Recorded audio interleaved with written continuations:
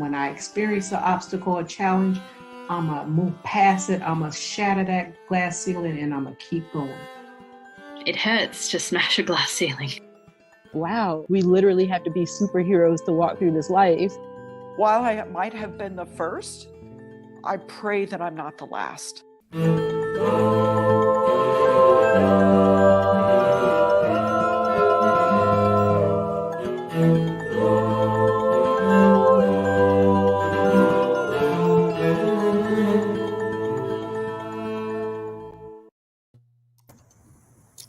Hey, how are you? Happy Monday. Good. We're back. Yes, we're back. I am in sunny Gilbert, Arizona. In sunny Spokane. Yeah. How was your Labor Day? I heard you did fun. It was good. Yeah. Well, as you know, we went to California for 2 weeks. Yep. That was amazing. Yay, Tahoe. Never been to Tahoe before. So yeah. I haven't been there either. It's supposed to be really beautiful. I hope I get a chance to do that.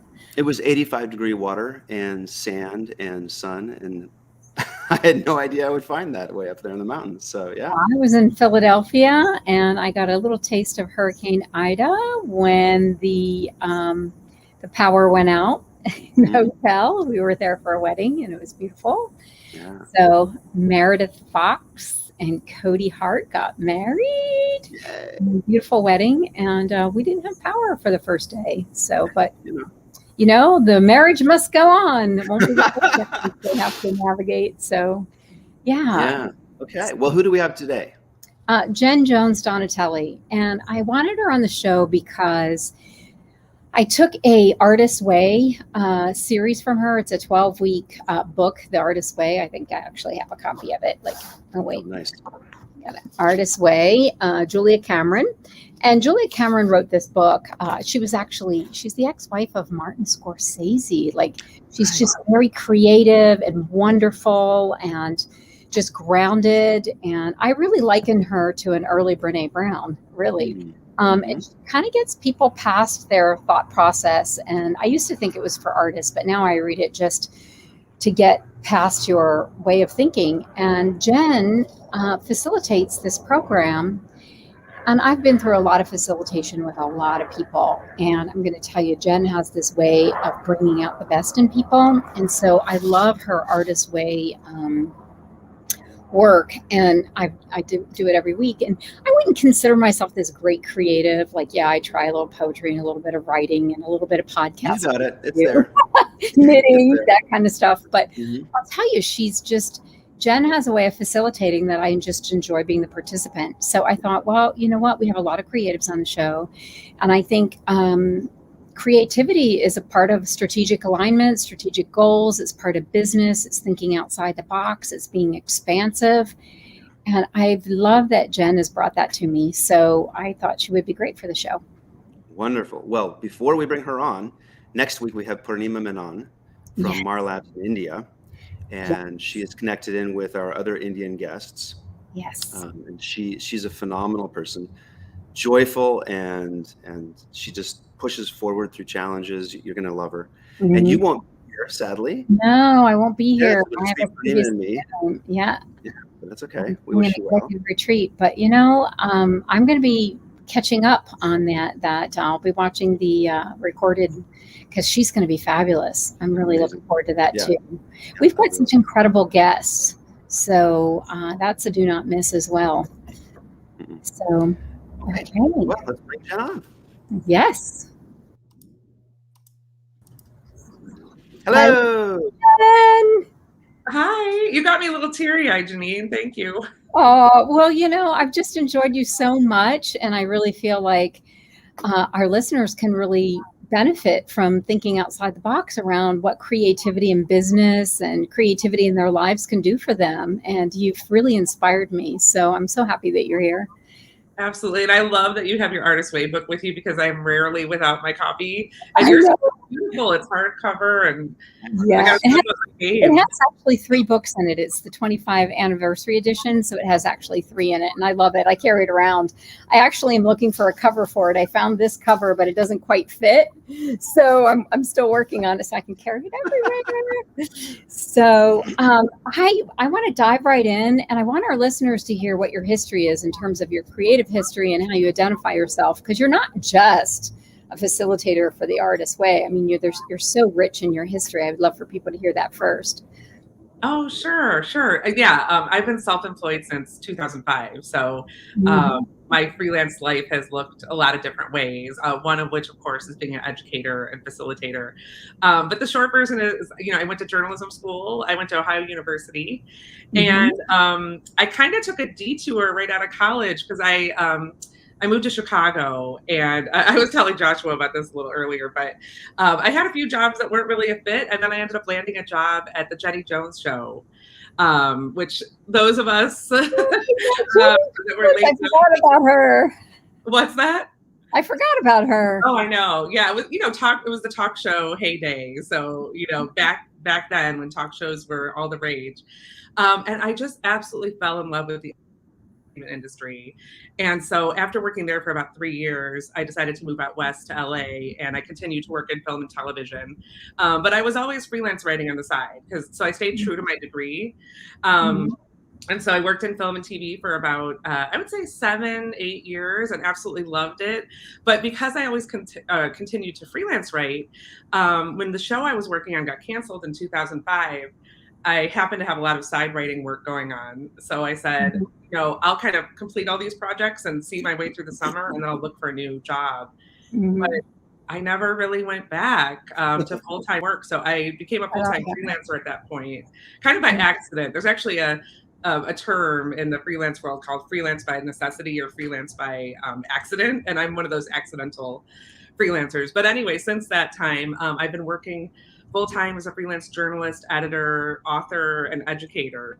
That's what my work life has looked like since 2005. And it's afforded me the opportunity to do a lot of amazing things. But my true passion is the work that I do with Creative Groove. And those are the classes that I teach around writing and creativity, specifically the Artist Way. So that was kind of the Cliff Note version. But yes, I've worked in many different industries, but creativity and storytelling are always the heart of what I do.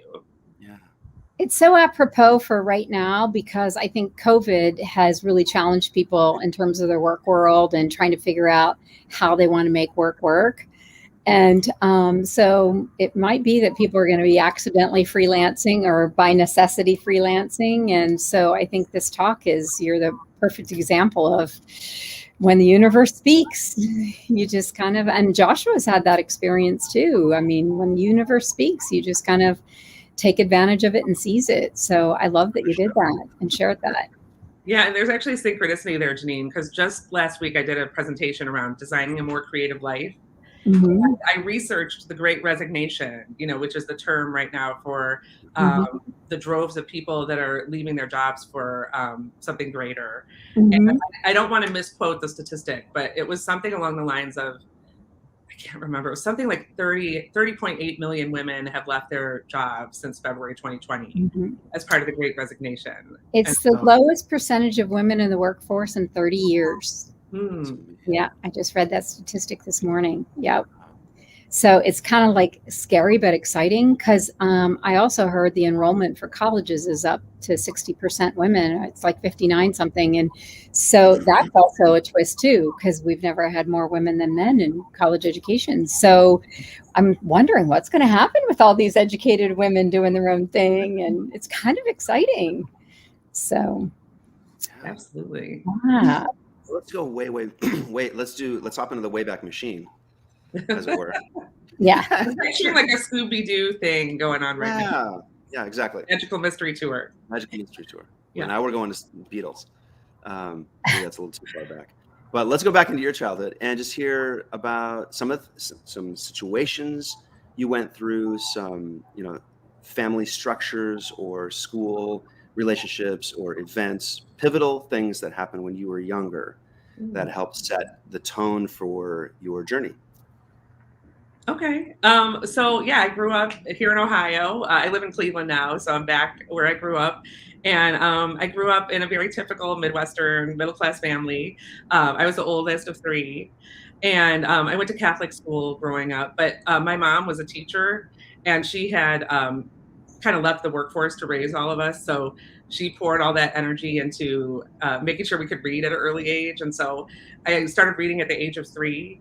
Wow. And when I just loved books, and my mom really instilled that in me. And so when I started school, I was taking the reading classes with like the older kids because I was already reading. And so just books and writing and reading was such a big part of my life from an early age, and it really shaped me. And still, I look at those old bookshelves, and it just takes me back because I was always reading, whether I was in the bathroom, at the kitchen table, in the car, the flashlight under the Yeah. no matter what, I was always reading. And I kind of miss that part of myself because I feel like I still read a lot, but I'm more of that like instant gratification. I'm reading blogs, I'm reading this. I miss my like book obsession. So I want to, my main book obsession is The Artist's Way, as Janine knows. But, so yeah, I was just super into creativity as a kid, and always like had a typewriter or like word processor. I'm gonna date myself, but we had typewriter. Yes, I did, and I used it constantly. I was always writing short stories and plays and novels, and just love to write. And I'll say like I was thinking about this earlier. I would say 2 of the things that really shaped kind of my outlook on creativity were, and you're gonna laugh, but probably the dawn of MTV. I was so into pop culture and entertainment and just that whole world as a kid. And it was part of why I wanted to work in Hollywood. I just always fell in love with, just that whole vibe. And then I do want to mark this. Oh yeah. I do want to mark this, Jen. A little girl in Ohio wants to work in Hollywood. And did. Exactly. I just want to make sure our listeners catch that. Yeah, I actually used to play a role-playing game with my friends in our neighborhood called Happy Hollywood and Friends when I was really young. and so I think I really, I guess I did kind of chart my path at a young age, although I never pictured myself moving out to California or anything like that. I didn't really know where it would take me. I just knew I wanted to be around creativity. I wanted to be around media. I wanted to be part of pop culture in some way. And then when Sassy magazine debuted, that was super formative for me because I was already editing my school newspaper and was really into journalism, and that style of magazine. I don't know if you both are familiar with it, but it was basically a feminist magazine for teens. And it was very different than 17 and Teen Magazine and all the other kind of formulaic stuff on the sassy. It was sassy, but it was really talking about important issues and not talking down to teens, but talking to teens and with teens. And so just those 2 things were, I would say, super formative on my creativity at a young age. And so it all kind of comes back to books, reading, creativity, fun, and all those things were super formative for me growing up. Well, we know from the Artist's Way that people can really squelch your creativity too early on. And even Brene Brown says the biggest shame story that people can tell from the early childhood is around art, around creativity. And so the fact that it sounds like it was encouraged in your home, that it was a place to just expand. Was it encouraged? It was. There was a lot of pressure on academics in my home, but because I excelled kind of in the creative arena, I was supported in that way. You know what I mean? And you're right, Janine. Like when I teach my classes, we explore our creative monsters. So we look at the people who were instilled doubt or didn't believe in us or tried to, chart us on a different path. And people say, I had one woman who she was singing in music class and the teacher told her to mouth the words because he didn't think she had any singing ability. And to this day, she still doesn't sing. She's a pastor in church and she still doesn't sing because it affected her that much. So these can be micro moments that we keep with us. And even though I do feel very lucky because I had a lot of support growing up, I definitely had some creative monsters along the way. But luckily, I would say they didn't really shape my path, even though they impacted me on a personal level. So, but I know people who I know one person who applied to an art school, and she was basically told not to bother to apply, and she stopped creating art for 6 years. So these encounters can be very detrimental.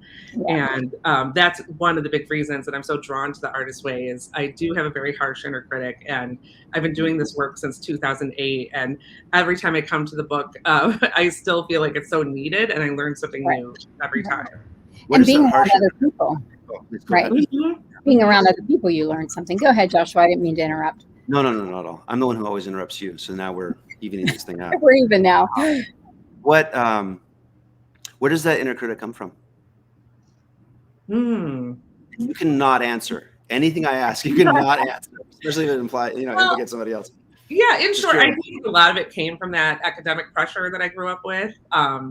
To get straight A's on the report card, a lot of the expectations that were placed. But I don't know. I mean, my whole thing is about reinventing your relationship with the inner critic, because we all have one. And so, you see a lot of articles about that, about taming the inner critic or squelching the inner critic. And I personally think it's more about reinventing your relationship with the inner critic. And that's one of the reasons I'm drawn to positive intelligence work. I don't know if you're familiar with Shirzad Chamine, but he's all about kind of placing equal weight on your sage. So yes, we have our inner saboteurs, and those can take many different forms, but we also have a sage voice, and the sage is all about finding the gift or opportunity in any situation. So when you find your inner critic kind of acting up, you can turn to your inner sage to kind of have that counterbalance and put equal weight on the sage voice. And as you start to flex that muscle more, you start to kind of be able to reinvent that relationship with the critic. So that's what I try to do, and I'm still trying to do after 5 years of this work. And that takes some mindfulness, right? Yeah, just awareness, knowing that yes, the inner critic is a voice, but it doesn't have to be your truth. Right. But having that awareness is super important to understand those moments. And that's another thing I like about positive intelligence, because you practice what he calls PQ reps. So it might be something like, rubbing your fingers together like this, or taking a mindful moment just of quiet to like kind of clear the deck and come back to neutral. Right. And to be the observer of yourself, and as opposed to believing everything that you're thinking is true. Just be the observer of it, listener of it, but not necessarily let it drive, as Elizabeth Gilbert would say. Don't let it drive. The other thing I think is an important point to make is historically in women, nobody thought they needed an education. Back in the day, it was like, oh, you don't really need that education. What are you going to do with it? You're going to get married and have kids. And then sometimes I think we've swung the other way of we put all these pressures on women to kind of dog paddle to keep up and to be at the top of your game. You have to be better than the men to get equal opportunities. And I think that there's a happy medium between the messages that we send, because there's something really warm and wonderful about using your creative gifts and still being an achiever. You can do both. And I think sometimes we've swung too much to the other extreme. Like, we have to find that common boundary of, yes, education's really important, achievement's really important, but hey, listen, there's just so many creative ways to get there. And that's really what our podcast is about. And you're part of that, is that creative way to get there, right? What was it called in Hollywood? Happy in Hollywood? You're Happy Hollywood and Friends. Yeah, Happy Hollywood Friends. So when I was researching that presentation last week, I read that the World Economic Forum forecasts that creativity will be the top third skill in demand. So creativity is literally in the top 3 skills that employers will be looking for moving forward. Because if you think about it, you look at the last year and a half of our lives, we've had to adapt at such a rapid pace. And, adapt to Zoom meetings, adapt to hybrid work, adapt to a whole new way of working, depending what industry you're in. And the ability to be a creative problem solver, or just think about things creatively, because, like you said, Janine, there's some massive shifts going on. So the more we can be adaptable, the more we can think creatively, we're going to continue to find our own place, in this ever evolving world of ours. Right. Well, I also think that artificial intelligence is going to kind of usurp the need for intelligence, because now we have computers who can do that for us. And so really the only thing that we have that a computer can't do for us right now anyway is emotional intelligence, is creativity, motivation. Those are all things that, you know, a computer can't do for people. And I think that augments the need for that skill set, you know. So yeah, there's a lot of talk in copywriting circles going on right now because AI copywriting, you know, services are kind of putting copywriters out of business. But you look at the side-by-side comparisons of something written by a human and something written by AI, and you know, there really is no comparison. So yeah, it's interesting to see the usages for AI and how they might start to usurp some of what we've traditionally done. But I still believe in that creative touch, yeah. and that's why I think, you know, if you are gonna hire a copywriter, it's best to hire an actual person. Right. Amen. So AI can't do creativity yet, or relationships yet. We're still, Yes, still you never takes- know 25 years from now or 2 years from now. Yeah. Right. Luckily, we're not there yet. So any pivotal moments in your life where you took a turn that you didn't expect, and it was a U-turn, a right turn, a left turn? Any pivotal moments that were big in your career, in your adult life? Anything that you can think of that came up? Yeah, well, there are several, but I would say one of the most life-changing experiences for me was working on the Jenny Jones show. It was really my first big job out of college, and it was so exciting for me. I was working in TV production in Chicago, and actually there's like a little bit of manifestation here because I had gotten fired from this event planning job that I was working in, and I was devastated. You know, I've obviously never been fired before. I was like new to the workforce, and I took a temp job at a bug spray company because I just needed money. And it was on Michigan Avenue though, and it was right across from the NBC tower. And I remember I used to stare at the NBC tower every single day and just think, I want to work there. I want to work there. I want, like, every day. I wonder if they have any bugs I could take care of in that building. Like, I actually made a great friend at that job, and they treated me really nicely. But it wasn't, you know, what I was striving for as my end destination. So when I got the job at Jenny Jones, it was honestly just life-changing. Being around that level of creativity, and what I loved about it was kind of a Venn diagram where I got to use my journalism skills in the TV production world because I was the website producer. So I was, you know, taking photos on set. I was interviewing the musical guests. I was writing the show recaps. So I was bringing those journalism skills that I'd gotten in college into the production world in a role that was really brand new. I mean, you would laugh. Like my digital camera used a floppy disk to store the images on. We were doing a lot of things for the first time.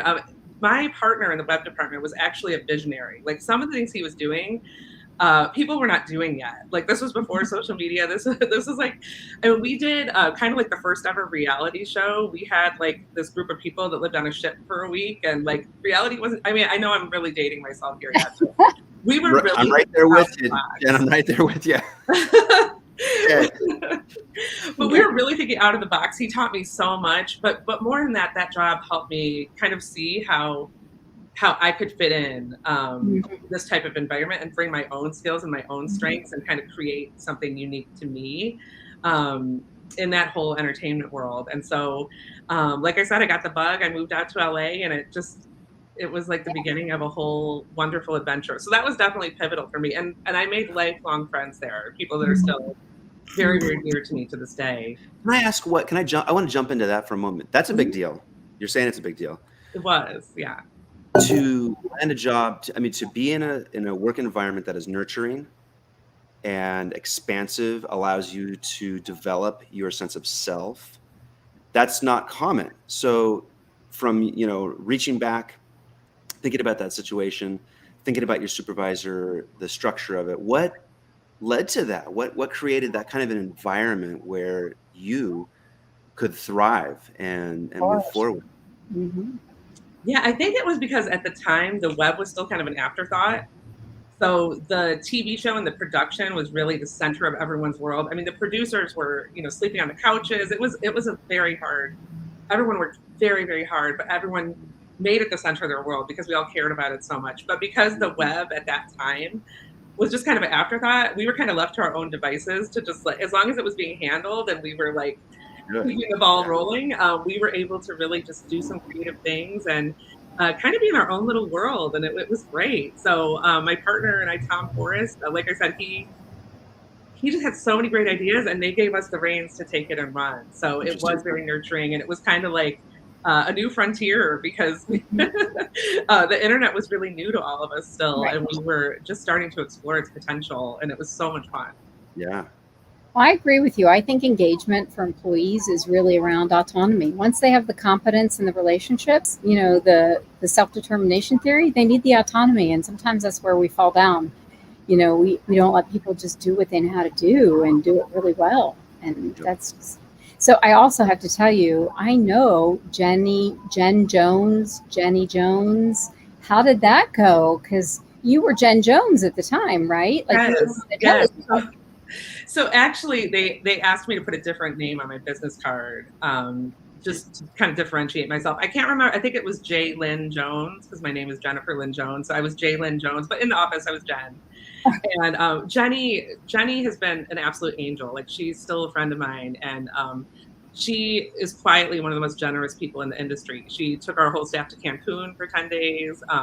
She is very philanthropic, but I actually reported directly to her in a way. Like, she would read all my copy for the website. Like, we actually developed a relationship. So, but everyone used to laugh, because when the show was more, you know, in the ether, today a lot of people don't remember it. But back when it was like kind of a bigger deal, people would be like, "Oh, the Jenny Jones show," and it was like a thing. Yeah. So, I remember. I was Jay Lynn, in case anybody found it on the street and was like, "Is this Jenny Jones's business card?" So How cool is that? Yeah, but it really was pivotal in so many ways. So that was the first thing I thought of when I saw that question, because it's true. It's still true today. So we want to give a little shout out to this guy that was so creative. What was his name? Do you remember his name? The web guy that you were working with? Oh yeah, Tom Morris. He's gone on to work in tech. He's worked in many different roles. I'm not sure what he's doing right now. I know he lives in Florida, but I learned so much from him. And we were so proud, because we actually got an A rating for the website in Entertainment Weekly. Yay! And it was really all due to him. Like, he had so many visionary ideas. We tried so many different things, and I learned so much from him. So props to you, Tom. Yay. And yeah, props to being a mentor and being open and bringing people forward, right? I mean, that's fabulous that you have somebody like that in your history. Yeah, and he was at Netflix, so it was fun sharing an office too. Yeah. So yeah, you never have. That's a good thing, right? Is there anyone else that was a mentor for you? Oh my gosh, I've had so many wonderful mentors over the years. Someone else that actually helped me a lot when I first moved out to LA was Lisa Lillian, who some people know better now as Hungry Girl. So she's another person that kind of took a career detour. She's a multi-potentialite too. Like, she used to edit a teen magazine. Then she worked in a Telepictures Productions for a long time, which was how I got to know her. And now she's Hungry Girl. So she has, you know, many different cookbooks. She's like a spokesperson for many different brands. Hungry Girls. Yes, I know who you're talking about now. Yeah, it clicks for me. Sorry. Yeah, so she helped me a lot in the early years with the move out to LA and kind of navigating the entertainment industry and everything. And there's also, I don't know about you both, I would love to hear your take on this, but there are also books that taught me a lot. Like, I read, when I was interning at Burson Marsteller in New York, when I was still in college, someone suggested I read the book They Can Kill You, But They Can't Eat You by Dawn Steele, who was the first female president of a movie studio. She was the head of Columbia Pictures. And I read her memoir, and I was obsessed with it. I read it so many times. And when I moved out to LA and I was, you know, struggling here or there, I would joke that I was like saying my prayer to Saint Dawn, because she passed away of a brain tumor. So like, she was kind of like my, her memoir was so inspiring to me. So she was a mentor of mine, even though I never met her, never interacted with her, but she really inspired me. And she's a great example of female leadership in Hollywood. You know, it's so funny that you bring this up, because I just started a memoir challenge today. I think it's through Shut Up and Write. I'm not really sure. It's one of those free challenges, but I really feel like our show, you know, the narrative of storytelling is the modern day version of sharing a memoir, or at least one snippet of that, because I think we underestimate memoirs and how they influence us and change us. And you don't have to be Michelle Obama and a memoir. You just have to have a really interesting life that you can share and connect with people. Mhm. And I think that people don't know that their memoirs change people. They change the way they view the world. And I think memoirs are so powerful, and maybe we don't tap into them enough. So I think you really bring up a great point. And I'm hoping that our show ends up being something, a version of that, of the modern day version of what memoir writing was back then, right? I mean, not that we shouldn't keep writing them. I'm all about writing, but I just find fascinating the narrative that you get, that you can just savor it and read it and reread it and learn so much. So I love that you brought that up. We learn from other people. Yeah, that's incredible. That's incredible. Is there any other memoirs, just because we're on a roll? Oh my gosh. I love reading memoirs. There's none that are popping up to me right now as that I would hold up as a mentor, but I can't get enough of nonfiction, biographies, memoirs. That's usually what I read when I, Right. do sit down with a great book. So yes, I'm a big fan. And I agree with you, Janine. I think multimedia has really opened up the door to share so many more stories. And same with Right. self-publishing. You don't have to have a deal with a traditional publishing house to put Yeah. a story out there. And Yeah. actually, side note, The Artist's Way started as a self-published book. So Oh, look, I didn't know that. yeah, it can be timeless. It can Oh my gosh. succeed in your wildest dreams. And it's close to 30 years old, right? I mean, I have the 25-year anniversary edition, and I've been carrying it for a while. So that's incredible. I didn't know that. That's a tidbit of information I didn't know. I love Julia Cameron. Yeah, in the foreword of the book, she talks about it kind of started as like pamphlets that she would mail to people because someone told her that she had a gift for this, and so it turned into a book over time, and then she self-published it, and it all blossomed from there. She was on faculty too somewhere, wasn't she? Wasn't she a teacher or something like that? I thought she was. Yeah, I So think she had screenwriting. or Mhm. what was? Yeah, I I'm think she pretty had. sure it's about screenwriting. Yeah, I think so too. So, and she's, we just fashion ourselves after our icons before us, right? I mean, it's incredible. So, Jen, Well, I want to go ahead. Oh, go ahead. sorry.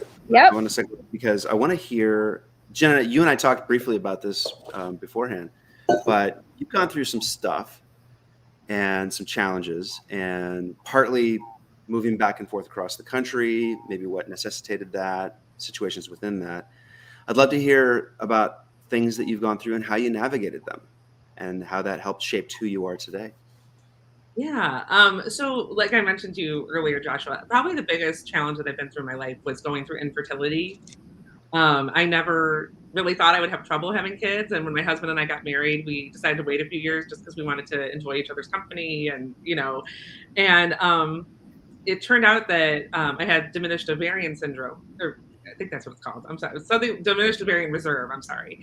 And so I was going to have to basically go through IVF if I wanted a chance to have children. And so I went through a series of IVF treatments, and it really, challenged my sense of self-worth and both my physical, mental, and emotional well-being. But looking back, I actually used my creativity to really navigate the situation because, as a journalist, I'm very keen on research. I'm always ravenous for information. And so I was doing a ridiculous amount of research about what I could do, to kind of take whatever semblance of control I could get over my own destiny. So I channeled that into a blog for Redbook magazine. So I pitched Redbook on a column. And so I was interviewing some of the top doctors in the country and covering topics that were interesting to me. Yeah, from a first person standpoint, and kind of doing the research, but also sharing it with other women who were going through the same thing. And so it was very timely. It was very personal. And it ended up winning our first editorial excellence award. So I was really proud of that. Yeah, it was great. And so, and then I started a peer support group through Resolve. So again, I was going through it myself, but I was kind of using my creativity and facilitation skills to kind of help other women going through it. And the story did have a happy ending. I have beautiful, almost 6-year-old twins. But actually, the aftermath of infertility is something people really don't talk about, and something that I'm interested in researching more because it changes everything. Even your hormonal makeup. Like I'm still having a lot of health struggles and such Mhm. after it. And so anyway, I'm just really inspired to kind of serve other women that have been through this and help other women that have been through this. But my creativity was a big piece of like what got me through and what helped me kind of chart my own happy ending, I guess you would say. Yeah. Right. Yeah. Wow. That's Yeah. brilliant. That Yeah. you made what you were going through something valuable to other people. You made it available. Your thoughts about it. That's brilliant. Yeah. Oh, well, thank you. Yeah, I just figured for the level of research I was doing, since as a freelance journalist, I might as well parlay it into something, right? And I did, and so that's something I'm really proud of. But yeah, that obstacle continues to kind of affect my life today. So I'm still working through it, and I have more ideas about projects I can do to continue to help people. So Yeah. Well, and again, it's back to that level of vulnerability and being able to share your story is what other people connect to, the authenticity of it. And I don't know that we do that really well. You know, I mean, sometimes just being vulnerable and saying these are the challenges, and there's just so many other people out there who are alone and challenged the same way. And by you sharing that, it just opens up I think of Take Back the Night. I think of all the silence that we keep around the things that we worry about. So I love that you just turned it into this thing of, share my journey kind of thing. And if nothing else, if you're not going on the IVF journey, then at least having the ability to be empathetic toward the people that are, right? Yes. One of the women I interviewed back when I was writing that series, I think, don't quote me, I think her name was Jessica Zucker, but she was the one who popularized the hashtag I had a miscarriage. And so I interviewed her about her work because she turned it into a whole movement, and her mission is really kind of eradicating that silence and creating a safe space for women to speak up. Right. So she's another amazing, person who really is just making strides to help women share their stories and not shrouded in secrecy. Right. So for our guests who might not, or our listeners who might not know, can you tell me more about the Multipotentialite? Oh, sure. I know you are, and Joshua and I took the quiz, and we are too. So tell us how you discovered her and how that shows up in your life. Yes. So as a freelance writer, I belong to a lot of different Facebook groups that are for freelance writers. And I remember 5 or 6 years ago, I heard someone in one of the groups refer to themselves as a multipotentialite. And I was just curious about what was that. So I Googled it. And it was like a revelation to me. So what it is basically is someone who's multi-passionate, someone who does many different things, either for work or for life, but they have many different interests. You might call the person a multi-hyphenate. But yeah, some people, might describe someone as like scattered or like, oh, she's all over the place or he's all over the place. But what you actually are is multi-potentialite. And so even just knowing there was a term for it was very liberating to me. And the whole term came out of a TED Talk done by Emily Wapnick, who now has also built a movement around this. She has a book, she has a community, and it's really just set people on fire with just this like knowledge about themselves. And I was telling Joshua earlier, there's actually several different types of multipotentialites. So there's sequential, mixed use, and simultaneous. And you can take an assessment on her website. And I've taken this assessment many times because we do it as part of my Artist Way course. And every single time I get simultaneous. And what does that mean? Okay, so sequential is too, and I keep trying to change it, but I'm thinking that I haven't taken it yet. I'm thinking that's who I am, but I want to know. I'm very curious now. Yes. So sequential is basically you go all in on one thing. Like you essentially become a specialist for a set period of time. So I think about my uncle. My uncle was like super into player pianos for a long time. And then he was like really into collecting Browns memorabilia. And then he was like really into winemaking. And he would go like head first, like it would become his whole life. But he was sequential. He would do them in, one after chronologically rather than all at once. So he's a great example of a sequential multi-potentialite. Then mixed style is kind of, you're like a little bit of both. Like maybe you are a multi-potentialite, but you embody traits of both sequential and simultaneous. And then simultaneous is someone like me, freelancer that wears a lot of different hats, has a lot of different clients and jobs. Might even work across industries. It doesn't always have to be professional related. You can also be a multi-potentialite in your personal life. Sure. But like Janine, I too have wished that I could become a little bit more sequential, especially as I get older. Another challenge that I've gone through is I was diagnosed with celiac disease a couple of years ago. And so me too. Oh, really? What, Janine, there's something about you. Yeah, I connect all my people with gut issues together. We could have a whole community. Yeah, it's going to be a much longer interview now. Yeah. No, but since the onset, since the discovery, I don't know if it was the onset, but since the discovery of that, I've struggled with a lot of symptoms that resembled ADHD, and ADHD can actually be comorbid with celiac. And so I've kind of started to understand I don't know if I actually have ADHD or not, but I'm very curious about this connection between celiac and ADHD. But a lot of people who have ADHD are multi-potentialites. They have a lot of different interests. They like to focus their energy in many different places. So I continue to be curious about my own multi-potentialite identity, as well as helping people uncover theirs. Well, I think it's fascinating to me personally, as well as more generally, because it's positive. It's a positive statement about something that has been considered a deficit, right? A disability, a mental illness, for as long as the last 100 years, 150 or longer. I don't know. Focus. Right. So this deficit now is being reframed, and we talked about that earlier. Reframing how something is going on in your life, what's going on with it. Sure, there are liabilities. Right. Sure, there are aspects that are challenging, but there's a positive, there's a benefit, there's a plus to this. So that's what's exciting to me about that, and I imagine that's exciting to you. Well, during the workshop, Jen said, for example, how many tabs do you have open right now? Oh God! I just tell you, I was like, I counted them. I had 16 just during the, and I was in one browser. Yeah, I'm like, oh my gosh. And she says, if you have more than a few, then you might want to take this quiz. I'm like, how does she know that?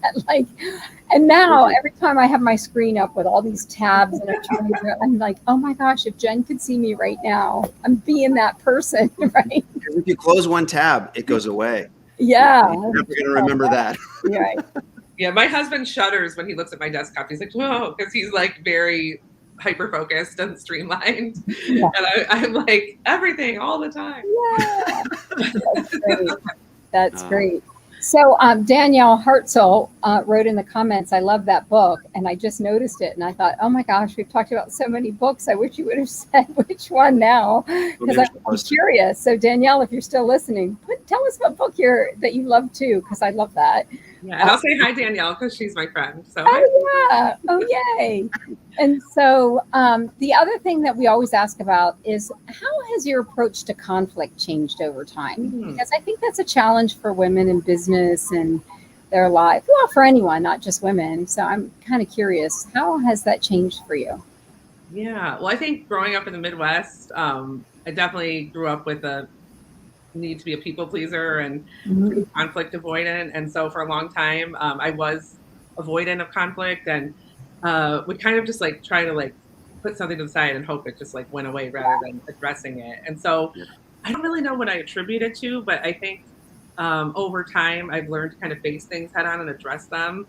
I know when I work as an editor, I always appreciate when a writer comes to me ahead of deadline and says, I'm sorry, but I'm not going to be able to meet this deadline, or I've run into a challenge and I need help with this, instead of 2 days after the deadline when now I'm stressed and there's nothing I can do to help you about it. So I guess being on the other side of it has shown me that kind of addressing things proactively and head on is the best way to do it. And so because I kind of work on both sides of the coin, I've been able to see what I appreciate, as a leader and a a boss, so to speak. I'm not anyone's boss, but as an editor, I do employ people.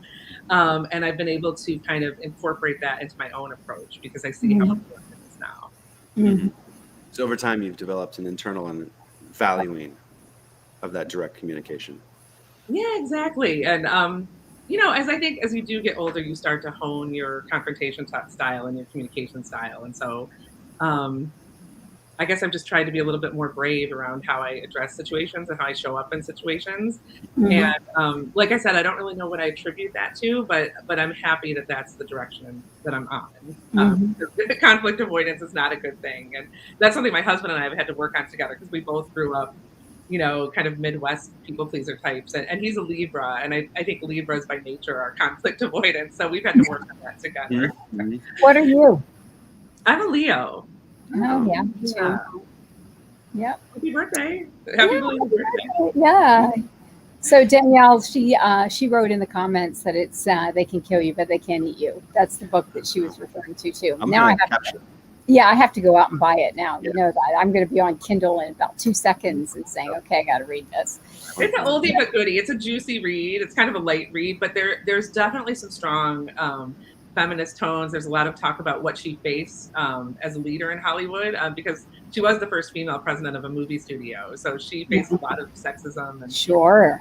Yeah, and she was very strong and resilient. So there's a lot of great lessons in her story. So Jen, I'm going to challenge our listeners that are listening to the live stream that they put a memoir or a book that really influenced them. Because I would love to see what other memoirs people, you know, because I love to read. So if anyone's listening, what memoir changed you would be something I would want people to put in the comments. But Joshua, what were you going to say?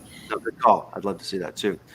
Jen, on that topic, have you faced challenges because you're a woman? Have you experienced pushback because So this is kind of interesting. And I guess I'll mainly talk about my work being self-employed, because I'll say ever since I went freelance, I've probably met less than 15% of the people I've worked with in the last 15 years.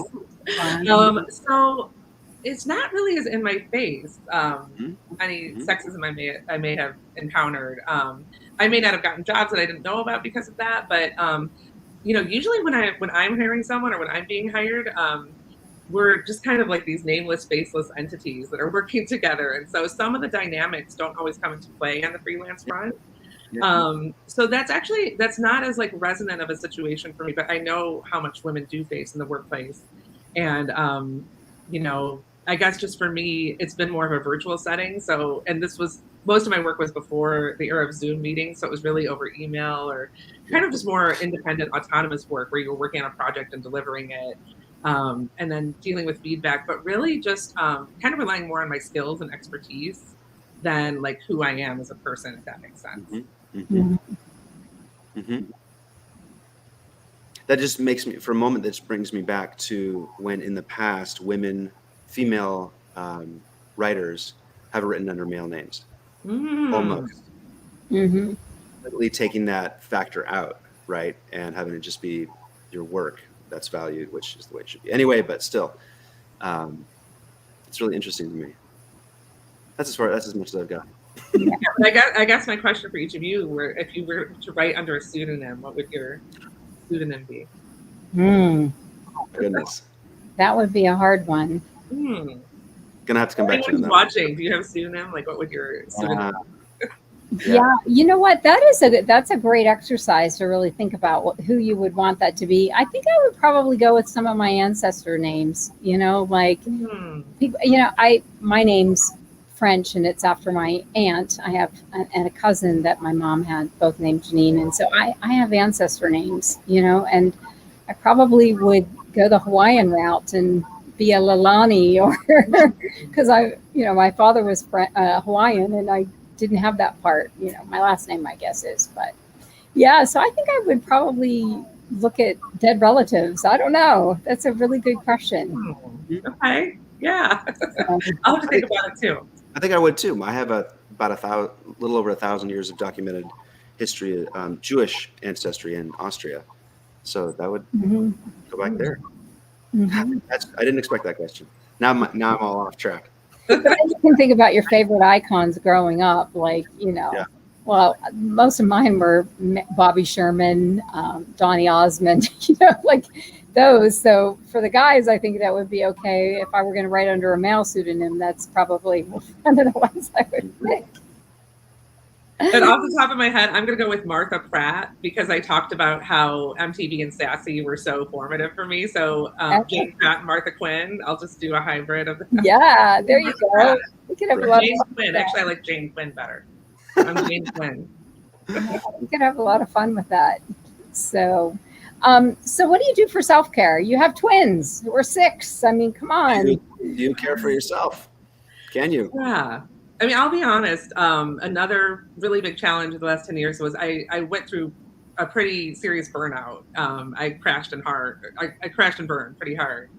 So I'm still learning how to answer that question for myself. One of the things about my work is that I've always loved it. I've always thrown myself into my work, and I'm lucky to love what I do. But it came to a point where I was lucky to be doing travel writing and food writing and different kinds of things that afforded some wonderful experiences, but it turned into where I was really working 24/7, whether that meant being on a trip or being at a dinner or whatever it might be. My whole life turned into work. And I kind of looked at myself one day and said, I don't have any hobbies or passions anymore. I just spend my time work. And also being freelance, I could work at night, I could work early in the morning, I could make my own schedule, which was wonderful.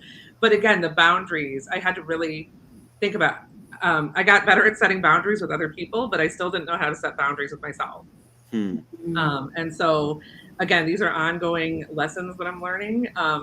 But there finally came a point where it all became too much, and I had to really kind of streamline my work, build in more personal time. I don't work on the weekends anymore. I don't live and die by my inbox anymore. I rarely work at night, which is something I just gave up over the last year. So slowly but surely, I'm carving out more space to kind of make those necessary separations.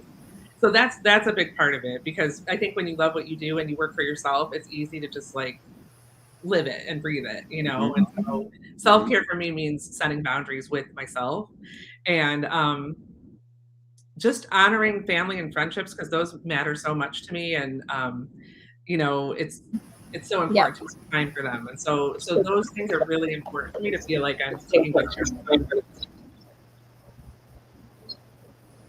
them. Wow. It's kind of a level of self-trust when you say you're going to do something to take care of yourself. Are you really doing it? And can you trust yourself to do it? It's all those little micro actions that say, can you commit? And where does that break down, right? When you say, oh, I'm going to go exercise, and then you don't. And then, it's all those little cuts. And then you say, I can't trust myself anymore to take care of myself. And, it's hard to help that, right? So I love that you brought that up, Janine, because so actually another repercussion of the infertility treatments was I wasn't allowed to exercise for a long time. Exercise was encouraged when I was going through the treatments, and then when I had a high-risk pregnancy, I wasn't able to exercise at all. And then after the babies were born, I just didn't make the time or didn't have the time. So I went many years without exercising. I kind of got out of the habit, and I've recently reclaimed it this year. I'm back to working out 3 or 4 times a week, and it has made such a difference in my mental health, and how I'm showing up, just trying to get back to a better place physically and mentally and emotionally. So yes, exercise is a huge part of it, and I've had to be really intentional to fit that in, because it does matter so much. Yeah. It really does. Okay, sorry, I'm getting a little bit of an echo, so I just wanted to. Janine, can you pop your headphones in? Yeah, well, we're at the end now anyway, so I probably don't have them with me. So okay. Sorry about that. But Joshua has the final question, the question he always asks. Thank you very much. Yeah. Jen, what are you most hopeful about with regards to women in freelancing? Women in freelancing. Well, they say that the workforce will be over half freelance by 2027, I believe. It keeps changing. It's more rapid. It keeps getting moved up just because so many people are now freelance by accident or by choice. Right. So my hope is that women and men, actually, this isn't just exclusive to women, but that they come in equipped with those skills to not burn out, to be able to balance their time, to be intentional around the clients they're choosing, to know their own value and worth. Because I've noticed this at least a lot with freelance writers. A lot of people work for free in the beginning or for very low rates just to kind of get their name out there. And that plays a role. It's something that you can do, but it's something that can kind of tinge the way you approach your career. So kind of understanding your value and worth from the beginning, knowing how to set those important and healthy boundaries, and realizing that the world really is your oyster. That's what I want for them, because I really have created a lot of the opportunities that have come my way. I've made that ask or taken that risk to kind of like go out there and be like, this is what I want to do. And it's always paid off. And so I guess just empowering women and men and everyone to kind of like feel the fear and do it anyway. Like that's one of the mantras of my course, because we all have that fear. A lot of us over half of women experience imposter syndrome. So you're going to have those feelings, because as freelancers, we have to be unicorns, right? We have to know how to market ourselves. We have to know how to as freelancers, we have to be unicorns. So many different things, and no one's good at everything. So give yourself that grace to learn as you go, and to keep setting those boundaries, and you'll find success. So that's my nugget-sized advice from me. That's good advice for anybody. Yeah. Yes, that's a great note to end on. Thank you so much, Jen. We loved having you. Thank you so much. This has been great. I love talking to both of you. Let's do this every week. Yes, why not? Yeah. So can you tell our I think she's paused there for a second. She was going to say, how do we get a hold of you, and how do we access your course? Awesome. So yes. So my website is creativegroove, GROOVE.com. So creativegroove.com. our listeners about Nope, you guys. We did. We just asked that. Yes. So creativegroove.com. And if you are interested in taking Artist Way cohort this fall, I have a virtual 10-week, virtual 10-week course starting October 8th. And you can find those details there on creativegroove.com. So if you had the book on your shelf for a long time, or you're just looking for something to get you back into your creative groove, I hope you can join us. Awesome. Jen, this has been a blast. Thank you very much. Thank you so much. Thank you so much. And thank you for doing this. What an important message that you're putting out there. Appreciate it. Thank you. Glad you're part of it. Stay on and we'll chat afterwards. Okay. Sounds good. We appreciate your time. Thank you. Janine, are you completely frozen? I think we've lost you. All right, everybody. Well, she may pop on here in just a second, but what a blast it's been to have you. And we have Purnima Menon coming on next week. So we're going to that. There she is. Yes, I don't know what happened, but thank you for being patient. Okay, it happens. So, yes, loved having Jen, and I hope that our listeners will tell us what their memoirs are that they really enjoyed reading. And Danielle had another amazing one. Leaving is the hardest part. Mm-hmm. So I'd love to check those out. So, Jen was just so kind to be real and honest and upfront about, everything that's got her where she is today. So you feel that about her when you're taking a class with her. So it's great. All right. Well, Janine, have a wonderful couple of weeks. Yes, thank you. And I'll be back in 2 weeks. It'll be great. Yeah. Thanks so much, everybody. Have a great day. All right. Take care, everybody. Bye.